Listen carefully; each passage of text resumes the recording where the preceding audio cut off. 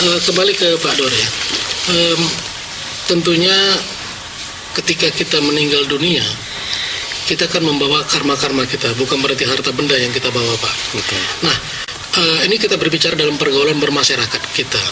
Nah, sebaiknya bagaimana tata cara kita bergaul pada masyarakat kita agar kelak suatu saat kita mana tahu kita meninggal dunia, orang akan bercerita tentang kebaikan-kebaikan kita, bukan cerita tentang keburukan-keburukan kita. Nah, kemudian pahala-pahala itu akan kita bawa ke alam sana. Silakan. Ya, satu pertanyaan yang bagus. Jadi, jika kita hubungkan pada saat kita berada di dunia ini, kebaikan-kebaikan apa yang harus kita berikan, kan begitu? Ini dapat kita lihat dalam konteks yang disebut dengan trihita karana.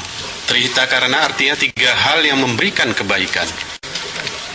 Kebaikan kita yang pertama adalah hubungan vertikal kita kepada Tuhan. Pada saat kita berbicara tentang hubungan vertikal kita kepada Tuhan, maka apa yang harus kita lakukan, kan gitu? Inilah pertanyaan paling sederhana. Pada saat kita hidup di dunia ini, di dalam salah satu sloka dalam kitab Sarasa Mukcaya dikatakan, ketahuilah tujuan kelahiranmu sebagai manusia, yaitu untuk melebur semua perbuatan-perbuatan yang tidak baik dan merubahnya menjadi perbuatan-perbuatan yang baik. Pada saat kita dituntut untuk melakukan kebaikan, maka kebaikan pertama yang dapat kita lakukan apa? Dalam contoh misalnya di dalam kehidupan sebuah keluarga, maka setiap orang ini punya swadharma. Swadharma artinya apa? Tugas dan tanggung jawabnya masing-masing sesuai dengan kedudukannya masing-masing.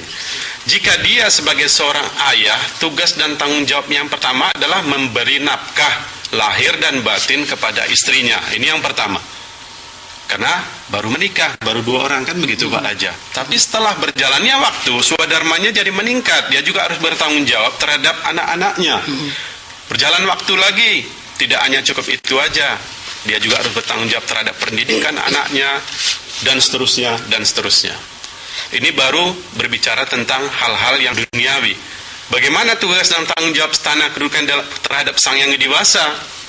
Sebagai seorang orang tua, apalagi kita bilang suami, harus memberikan contoh teladan di dalam rumah tangga untuk mengajarkan pengetahuan-pengetahuan spiritual kepada keluarganya. Salah satu contohnya apa? Dengan melaksanakan puja bakti yang disiplin. Kita kan tahu dalam agama Hindu ada Trisandhya. Lakukanlah itu. Orang tua harus memberikan contoh teladan terhadap keluarganya untuk melakukan pujaan kepada Tuhan. Ini yang sederhana. Setelah itu bagaimana dengan hubungan horizontal kita terhadap masyarakat? Setiap keluarga juga dituntut untuk bisa bersama-sama masyarakat, untuk selalu hadir di dalam pemujaan-pemujaan yang dilakukan di kuil. Pada saat kita berada di kuil, kita bisa melaksanakan hubungan terhadap manusia dengan manusia. Dan kita tahu. Dan di lain pihak lagi, bagaimana kita juga selalu berada di tempat-tempat yang mengalami musibah. Misalnya ada yang meninggal, kita bisa hadir di sana. Karena apa? Contoh-contoh ini akan memberikan satu pengetahuan buat kita, bahwasanya kita hidup di dunia ini tidaklah sendiri. Dan kita juga tidak akan bisa hidup selamanya sendiri. Kita tetap butuh orang lain. Cepat atau lambat suatu ketika kita akan butuh orang lain. Dan pada akhirnya hubungan kita yang ketiga, yang vertikal ke bawah ya, terhadap alam. Jika kita telah melakukan kebaikan kepada Tuhan, Tuhan akan menganugerahkan berbagai macam kebaikan juga untuk kita.